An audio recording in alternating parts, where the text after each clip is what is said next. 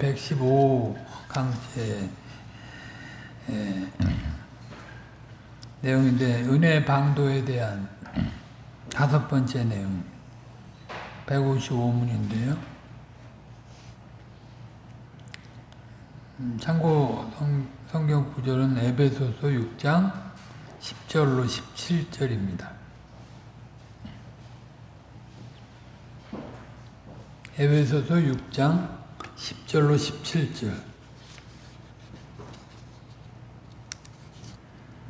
정말로 너희가 주 안에서와 그 힘의 능력으로 강건하여지고 마귀의 괴계를 능히 대적하기 위하여 하나님의 전신갑주를 입으라. 우리의 씨름은 혈과 육에 대한 것이 아니요 정사와 권세와 이 어두움의 세상 주관자들과 하늘에 있는 악의 영들에게 대함이라. 그러므로 하나님의 전신갑주를 취하라.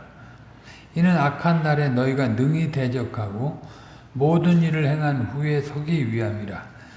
그런즉 서서 진리로 너희 허리띠를 띠고 의의 흉배를 붙이고 평안의 복음에 예비한 것으로 신을 신고 모든 것 위에 믿음의 방패를 가지고 이로써 능히 악한 자의 모든 화전을 소멸하고 구원의 투구와 성신의 검 곧 하나님의 말씀을 가지라. 아멘. 하나님께서 주권적으로 우리를 선택적이고 언약적인 사랑으로 구원해 가시죠. 창세전에 그리스도와 평화로운 의논을 나누시고 결정하신 것을 역사 속에서 펼치시면서 택자들에게 그런 구속의 은혜를 힘입어 살아가게 하십니다. 그런데 하나님께서 다 하실 수 있지만 말씀 한마디로 다 우리를 완전하게 성화를 이루고 완전한 영화로운 상태까지 이끌고 가실 수 있지만 우리가 이 땅에 살아가는 동안에 하나님의 그 주권적인 은혜를 또 지속적으로 맛보고 확인할 수 있도록 그 은혜의 방도를 주셨습니다. 그것이 딱 3가지라고 했죠. 말씀과 성례와 기도라고 했습니다. 제일 이제 중요한 것은 말씀이죠. 말씀으로 성례는 보이는 말씀이니까요. 이제 웨스트민스터 그 신앙 고백서를 작성한 그 신학자들은 이제 거기다 기도를 보태는데요. 기도는 늘 우리의 그 실제적인 상태를 다 고려하시고 하나님과 소통하면서 하나님의 말씀을 성신의 능력으로 힘입고 또 그런 말미암는 유익을 누리게 하시는 것입니다. 그러니까 이것들을 은혜의 수단으로 주셨기 때문에 은혜의 방편으로 주셨기 때문에 우리가 그분이 우리가 그걸 뭐 다 안 하셔도 선택적이고 언약적인 사랑을 생각하면 구원을 받게 하시겠죠. 그러나 그런 구원을 받는다고 할지라도 은혜의 방도를 누리지 않은 건축자로서 마땅히 그 금과 은으로 잘 건축하지 아니하고 지푸라기나 그냥 되는 대로 건축을 하면 나중에 부끄러운 구원을 받을 수 있는 거예요. 구원은 받지만 그 부끄러운 구원을 받아서는 안 될 것입니다. 진짜. 정상하게 그러니까 하나님의 주권을 믿는 것도 중요하지만 그 주권되게 하는 은혜의 방도를 누려가는 것도 굉장히 중요하다. 하나님께서 그 은혜의 방도로 첫 번째로 이제 그 복음 강서를 쓰신다고 했는데 복음 강설은 주께서 선물로 주신 교회 선물로 주신 사역자 입을 통해서 전해지는 복음 강설입니다. 거기에 뭐 성경 읽기 또 성경 낭독 등이 뭐 다 포함되어 있는 건데 아무튼 그 중에서도 이제 복음 강설이죠. 하나님의 말씀이 복음 강설이 되는 거죠. 성경이 하나님의 말씀이지만 성경 안에는 사실은 사단의 말도 들어있고 인간의 말도 들어있고 다 그러있죠. 이 성경에는. 근데 그걸 더 좀 세밀하게 말하자면 하나님의 말씀이라고 할 때는 그리스도의 말씀이에요. 복음의 말씀이라. 메시아가 중보자로서 모든 것을 회복하시고 또 모든 것을 완전케 하시니까 그 복음의 말씀, 복음 강설로 은혜를 누려갈 수 있게 하시는 거죠. 그러니까 구약은 오실 메시아에 대해서, 오실 그리스도에 대해서, 신약은 오신 그리스도에 대해서 그러니까 어디 신약을 취해서 말씀을 보든 구약을 취해서 말씀을 보든 그리스도 중심의 말씀. 누가복음 24장에 그 내용도 나오잖아요. 엠마오 상으로 데려가던 그 두 제자 예수님을 몰라보니까 구약의 말씀을 가지고 당신이 메시아됨을 증거했잖아요. 그러니까 구약에 우리가 다 알 수는 없어요. 그 구약에 감추어진 그리스도에 대한 그 계시를 우리가 다 알 수 없습니다. 주께서 이제 은혜 주시는 대로 알아가는 건데요. 구약에서 그 오실 그리스도에 대한 내용을 보고 은혜를 누려야 되고, 신약에서는 오신 그리스도를 통해서 은혜를 누려야 돼요. 그러니까 서로 이게 약속과 성취의 관계이니까 필요 없는 게 없어요. 하나님의 말씀. 그리스도 안에서 다 성취됐으니까 이제 구약의 말씀은 필요 없어. 그런 말을 한 사람이 있죠. 교회 역사상. 말시온과 같은 인물이에요. 바울의 서신 몇 편만 인정하고 구약 성경도 존중하지 않고 그렇다 이 말이에요. 하나님의 말씀은 짝이 없는 게 없고 완전해서 다 그 씨앗의 형태에서부터 열매에 이르기까지 다 그리스도 중심의 말씀이다. 그러니까 하나님께서 세우신 복음 강설의 사역자가 그리스도 중심의 말씀을 증거할 때 그걸 통해서 은혜를 누리지 않으면 은혜를 누릴 길이 없어요. 교회가 세워지고 난 뒤에 혼자 성경을 보는 것도 사실은 그걸 기준으로 해서 교회로 전해지는 그 하나님의 말씀을 기준으로 해서 혼자 또 본연의 사명으로 하나님의 말씀을 연구하고 묵상하고 또 자세히 살피는 거죠.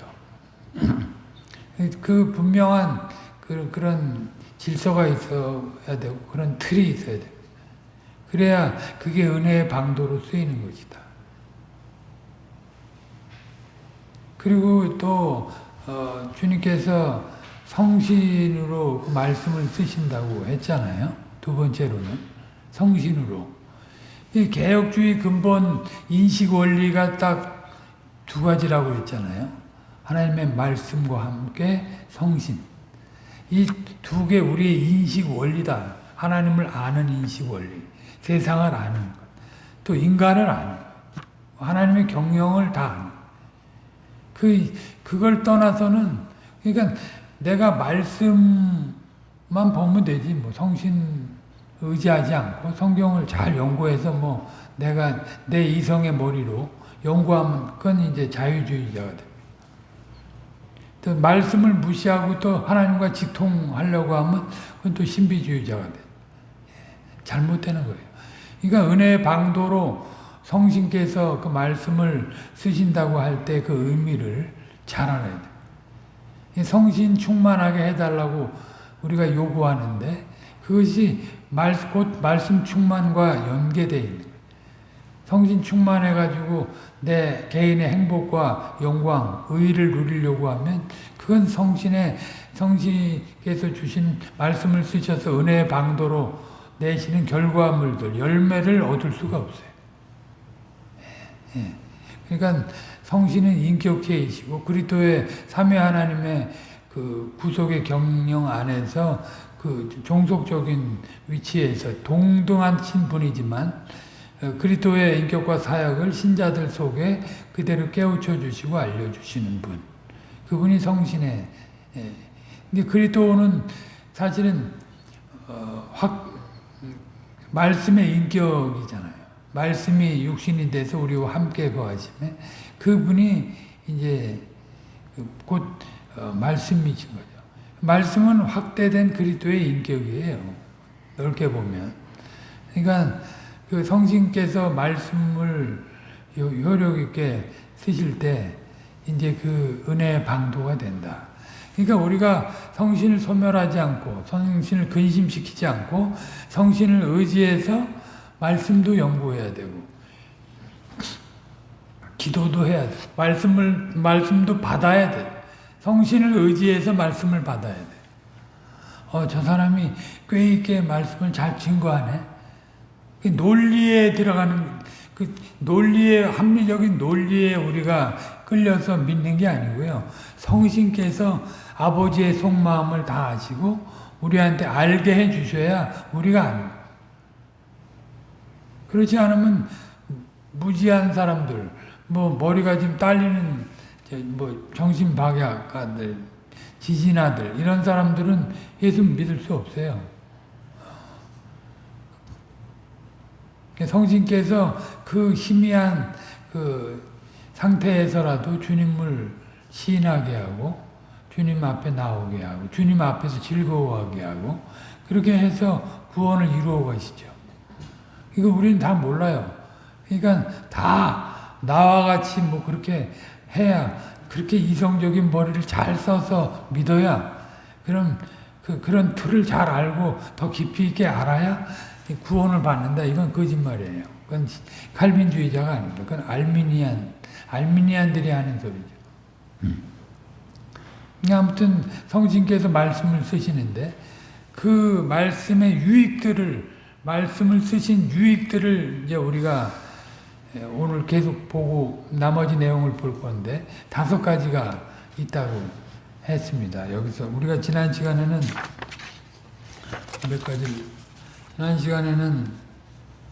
그 세 번째까지 했죠.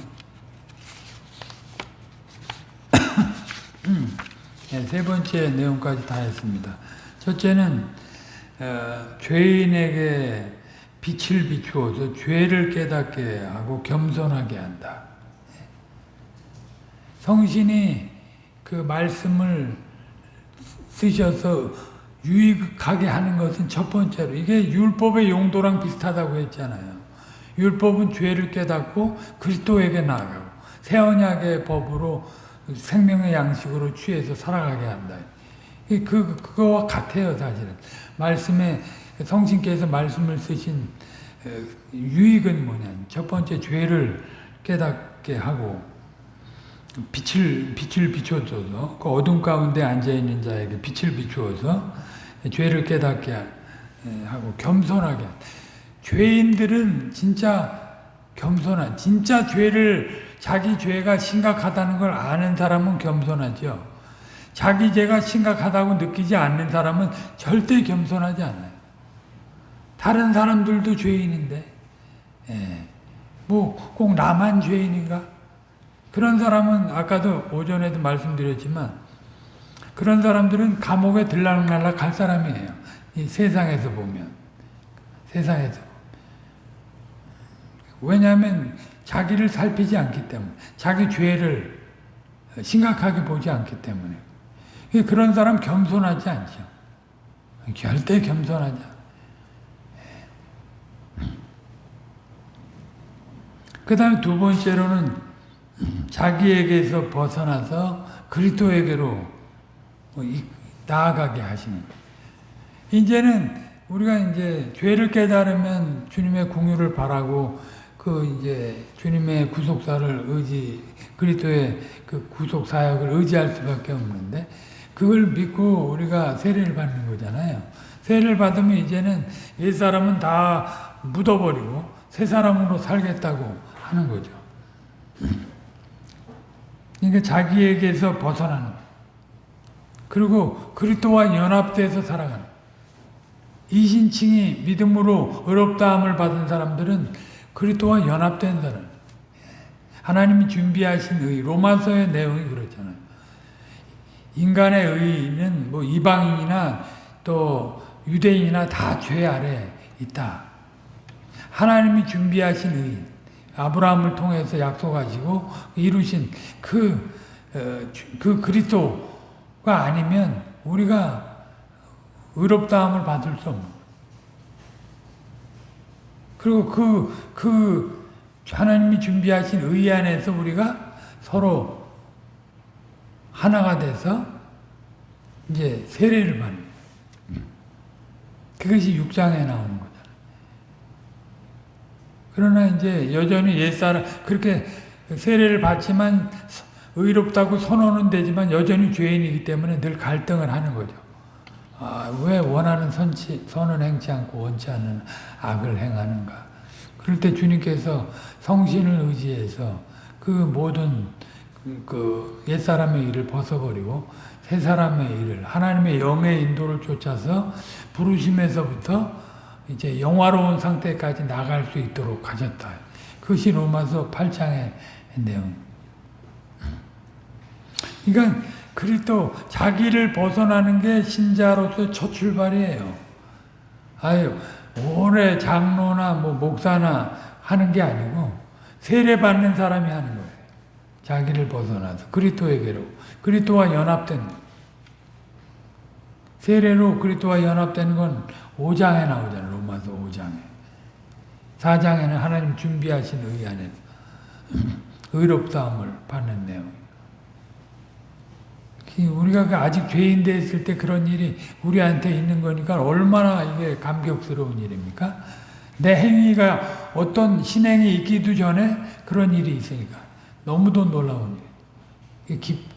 깊고 부요한 그 은혜 안에서 우리가 의롭다함을 받았기 때문에 우리는 사망이나 위험이나 적신이나 칼일 그런 것들이 우리를 위협할 수가 없어요.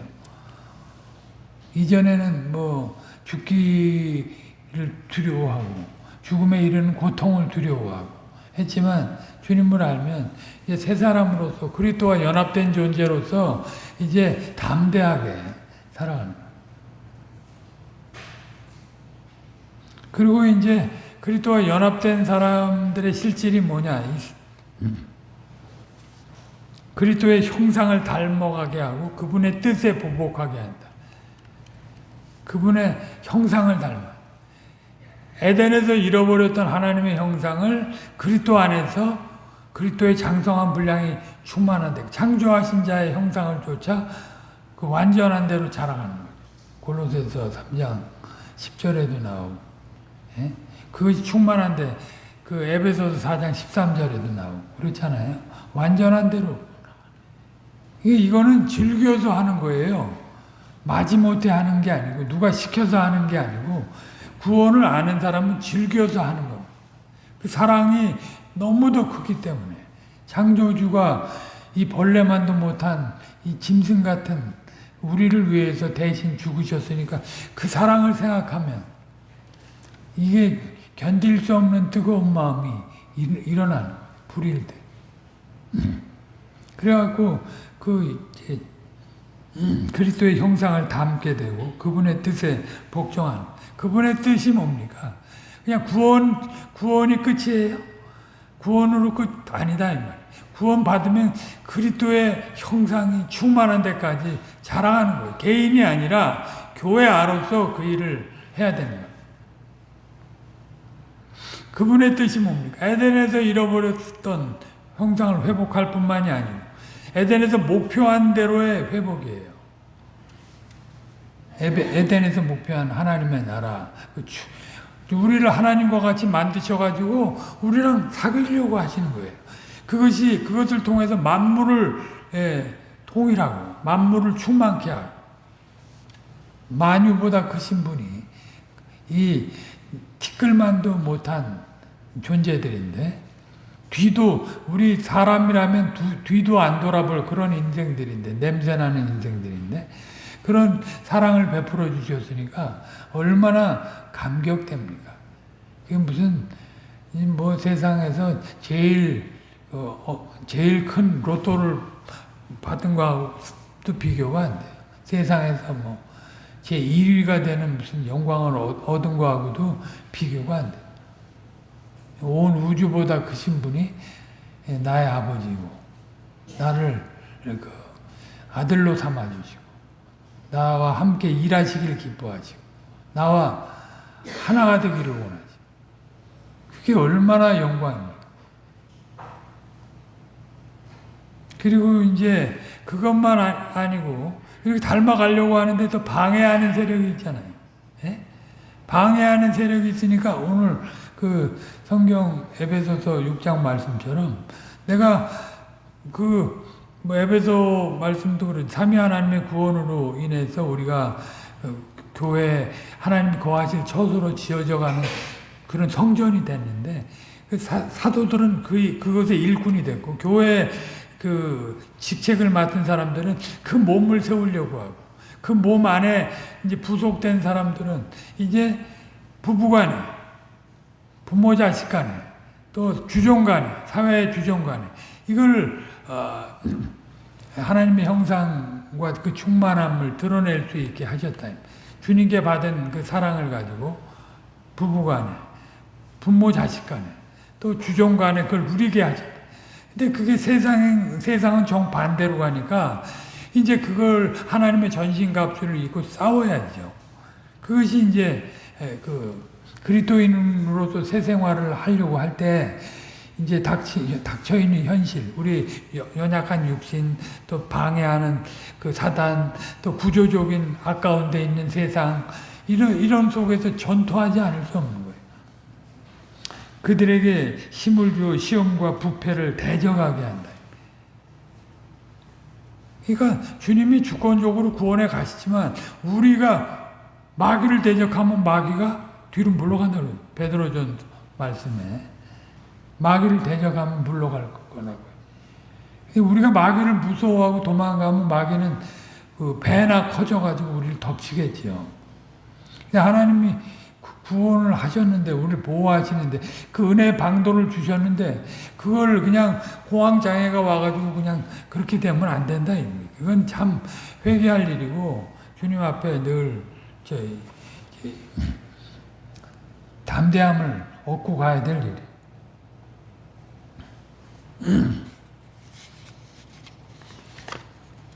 이제 오늘 그 부분하고 이제 마지막 은혜 가운데 세워주고 거룩함과 위로로 세워주고 구원에 이르게 함. 그러니까 이걸 다 해가지고 구원에 이르게 하는. 그러니까 구원은 시작에서부터 마무리까지가 있는 거죠. 구원은 그냥 단회적인 구원이지만 영원한 구원으로 다 맞물려 있는 거잖아요. 단회적인 구원이지만 영원한 구원하고 맞물려 있기 때문에 이런 그렇게 옛사람을 벗어버리고 새 사람을 힘입어가고 또 그 그리스도를 닮아가고 또 하나님의 뜻을 이루어가고 또 이제 그렇게 살아갈 때 반대하는 대적들과 싸우고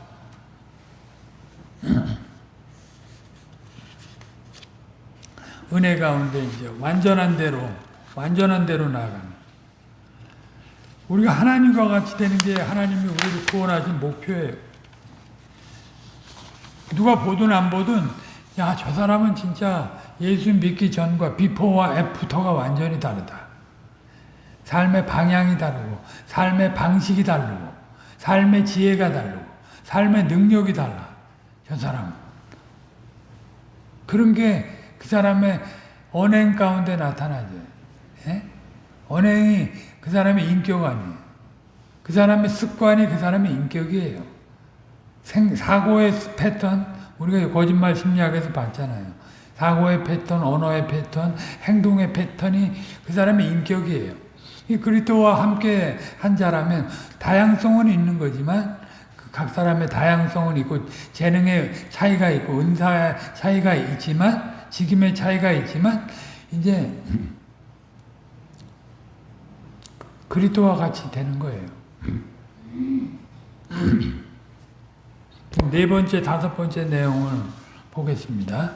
그들에게 힘주어 시험과 부패를 대적하게 하고 그리스도를 닮아가고 그 뜻을 이루는데 방해하는 그런 것들이 있기 때문에 주님의 교회가 거룩한 교회로 존재하고 거룩한 사명을 행하는 길은 평탄한 길이 아닙니다. 이 길은 오직 신령한 전쟁을 치르고 나가는 길입니다. 이게 좁은 길이 되는 거죠. 이게. 성신께서 말씀을 쓰셔서 은혜를 주실 때 우리가 이 전쟁을 감당할 수 있어요. 이게 스스로 선줄로 아는 사람들은 넘어져요.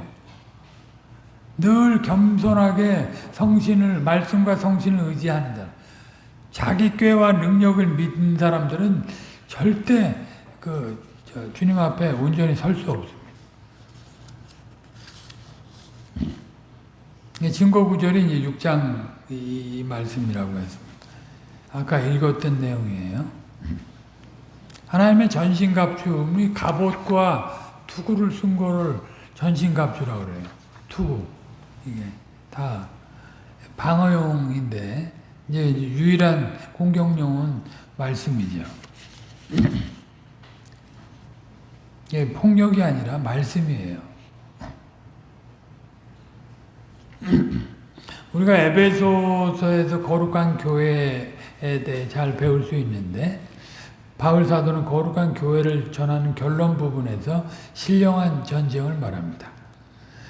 10절 처음에 종말로라는 말은 마지막으로라는 뜻입니다. 거룩한 교회가 역사 위에서 거룩한 자태를 드러내고 주님이 주신 사명을 이루고 나가는 길에는 어둠의 세력과 신령한 전투를 치르는 일을 피할 수가 없습니다. 예수 믿고 잘 나가면 다 형통하지. 형통은 구조적인 악과 사단을 뛰어넘어가는 게 형통이죠. 그게 아예 안 덤비는 게 형통이에요? 그거 아니에요. 절대 아니에요.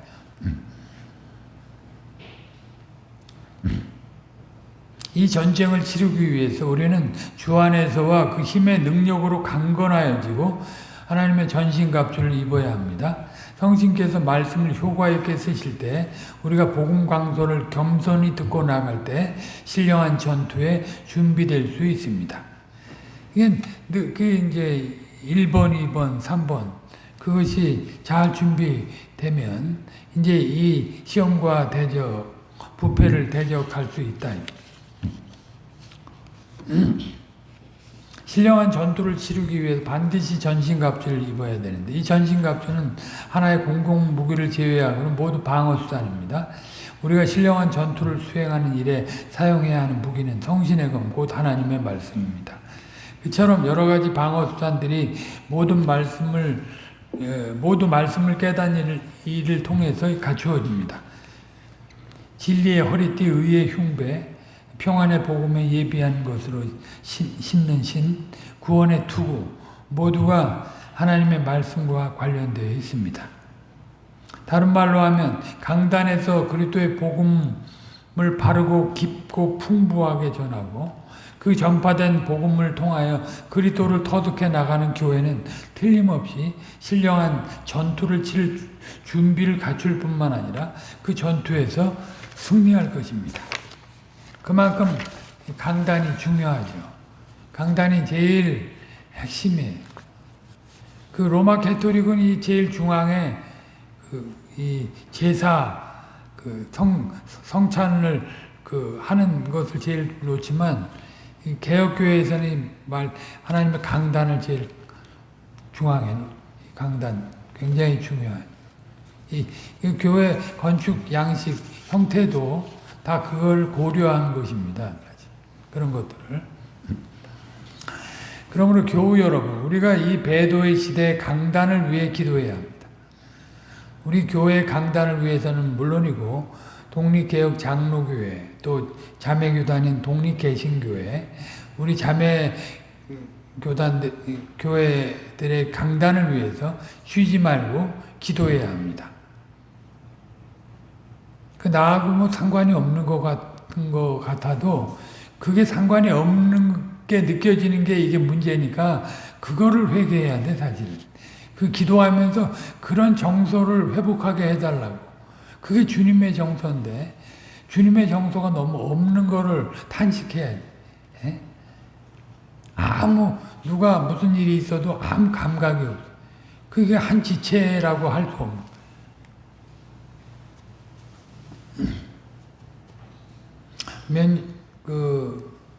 이전에도 권한 기억이 있습니다만 이 강단들에서 이 시대를 분별하고 이 시대의 도전을 능히 물리칠 그런 말씀이 전파되도록 기도하시길 바랍니다.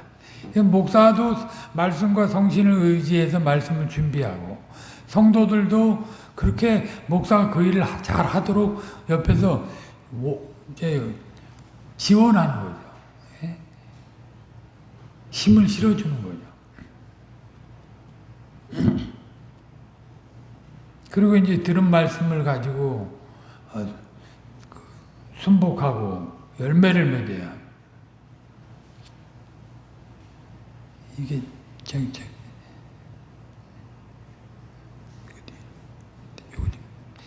지혜씨 요거 잠깐 켜줘. 예은씨 들어왔다가 꺼져버려. 다시 켜줘.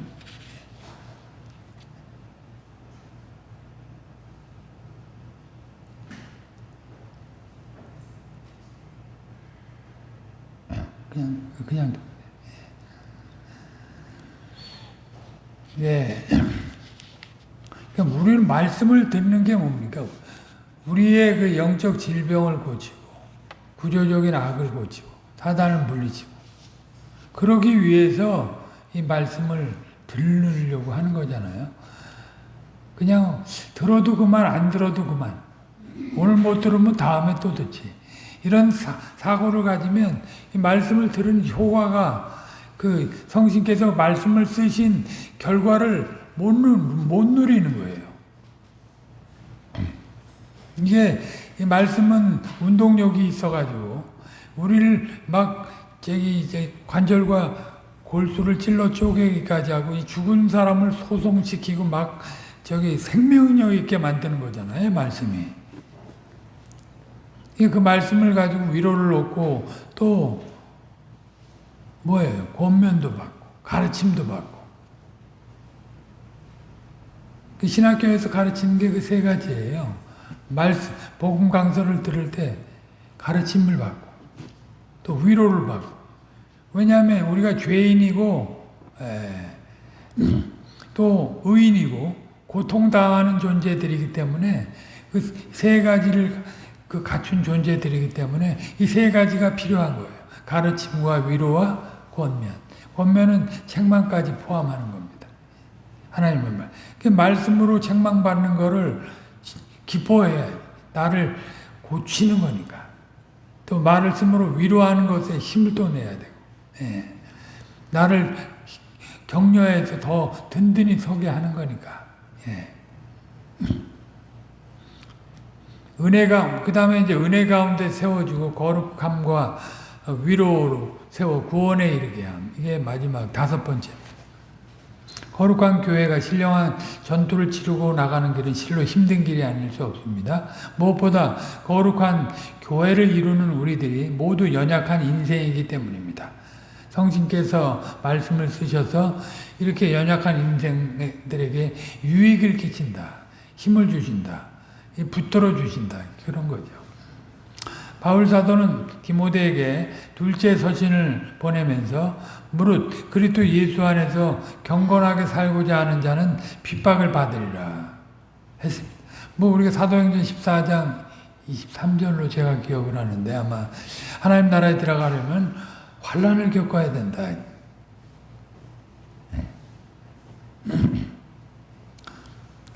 그러니까 우리가 예상하고 당하는 거하고 예상하지 않고 막 당하는 거하고 전혀 다르죠. 우리가 예비하고 있는 거하고 전혀 다른 거예요. 아무튼 그 바울은 이 말씀으로 고난 중에 있는 자들을 위로하고 권면합니다. 디모데후서 3장 15절 17절 15절로 17절 또 내가 어려서부터 성경을 알았나니 성경은 능히 너로 하여금 그리스도 예수 안에 있는 믿음으로 말미암아 구원에 이르는 지혜가 있게 하느니라. 모든 성경은 하나님의 감동으로 된 것으로 교훈과 책망과 바르게 함과 의로 교육하기에 유익하니 이는 하나님의 사람으로 온전케 하며 모든 선한 일을 행하기에 온전케. 그러니까 존재와 사역에서 온전케 하는 거죠. 존재로서는 그리스도를 드러내고 사역에서는 하나님의 나라를 나타내는 거니까. 경건하게 살고자 하면 핍박을 받습니다만 그러나 성경은 그리스도 예수 안에 있는 믿음으로 말미암아 구원에 이르는 지혜가 있게 합니다. 핍박을 받는 그런 어려운 형실에서도 성경은 그리스도를 믿는 자에게 구원을 주시는 그 하나님의 능력이 되는 것입니다. 고린도전서 1장에 나오잖아요. 예. 그처럼 신자가 믿음으로 사는 길에서 교회가 주님의 인도를 받아 나아가는 길에서 당하는 그 어떤 현실에서도 성경은 구원을 주는 하나님의 능력입니다. 바로 이 사실이 성경이 하나님의 말씀이라는 실체인 것입니다. 우리가 기도를 할 때도 하나님의 말씀으로 응답을 받아야 돼요. 예, 기도할 때도. 귀에다 대고 성부께서 아니면 그리스도께서 귀에다 대고 야 걱정하지 마 이렇게 말씀하시는 게 아니고요. 우리 마음으로 감화를 하시는 거죠. 위로를 주시고. 앞서 핍박받은 어려운 현실에서 신자가 하나님의 말씀에서 힘을 얻는 점을 생각하였습니다만 하나님의 말씀은 어떤 현실에서도 신자가 봉착해 있는 그 문제 해답을 제공합니다. 교훈과 책망과 바르게 함과 의로 교육하기에 유익하다는 표현도 바로 그런 다양한 면들을 다 보여주는 거죠. 가령 신자도 하나님의 뜻을 거슬러 죄를 범할 수 있는데 그런 경우에 하나님의 말씀은 신자를 책망합니다. 죄를 범하여도 책망을 받지 않으면 그 얼마나 두려운 처지에 놓인 것입니까? 죄를 졌는데 아무도 책망을 안 해. 그건 버린 자식이죠. 자식을 키우는데 채찍을 멀리하면 자식을 버린 거와 마찬가지. 잠언 말. 그 채찍이라는 건 뭐 아동 학대를 하라는 말은 결코 아닙니다. 세상 부모들은 그렇게 스파르타식으로 뭐 교육을 해가지고 그 아주 인본주의적으로 그냥 짜여진 틀 속에서 짜여진 어떤 규범적인 인간을 만들어내려고 하는데 그거하고는 다른 거죠. 그렇기 위해서 쪼이는 거하고는 전혀 다릅니다. 주님은 그렇게 세미한 음성, 하나님의 말씀으로 우리를 아주 잘 고쳐서 든든하게 세워가시는 거죠.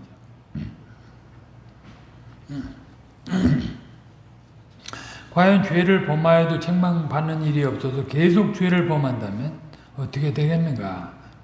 그러나 강단에서 전파되는 복음 강설은 놀랍게도 우리의 죄를 숨길 수 없이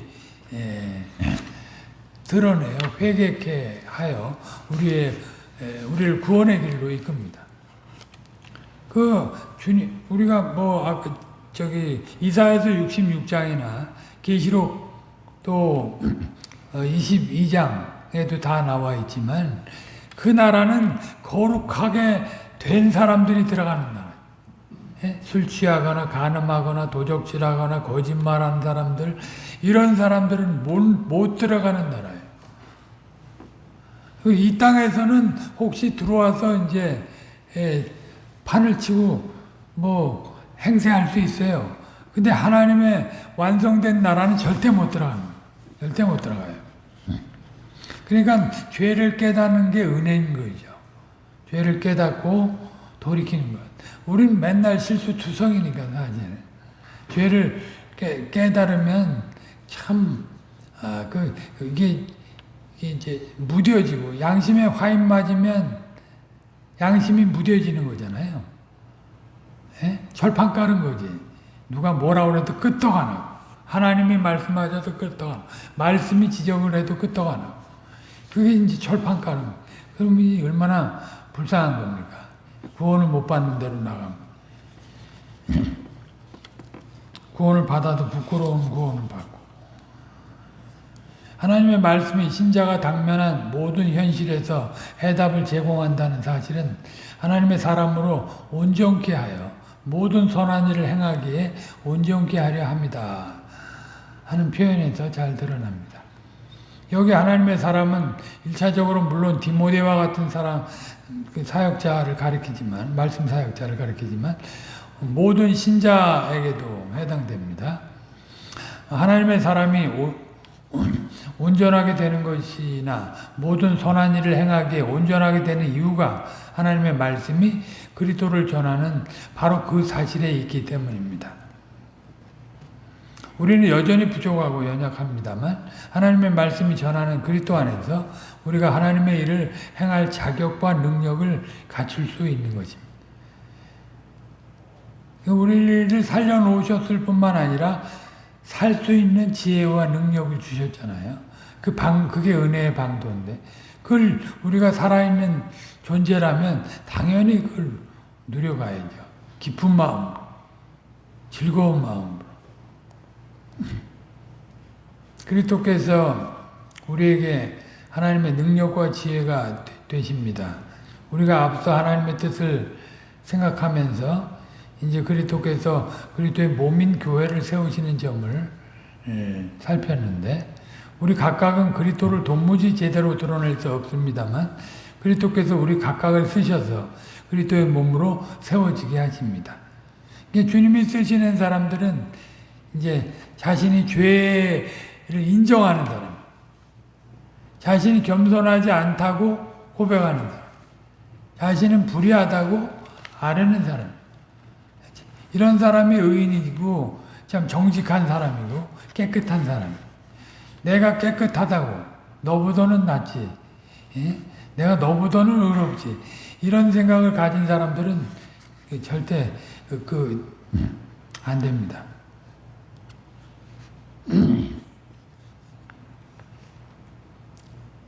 교회로 세워져 나갈 수가 없습니다. 주님이 쓰실 수가 없어요.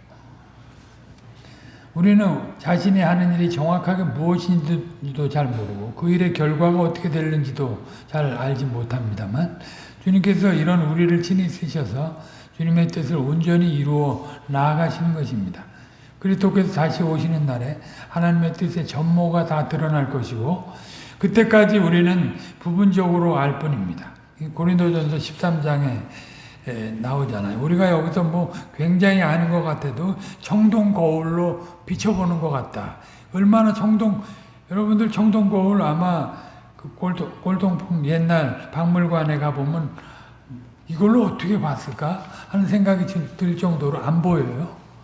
그거 보는 걸로 같아요. 우리가 본다고 하는 게. 근데 주님 앞에 가면 이제 환하게 드러나죠.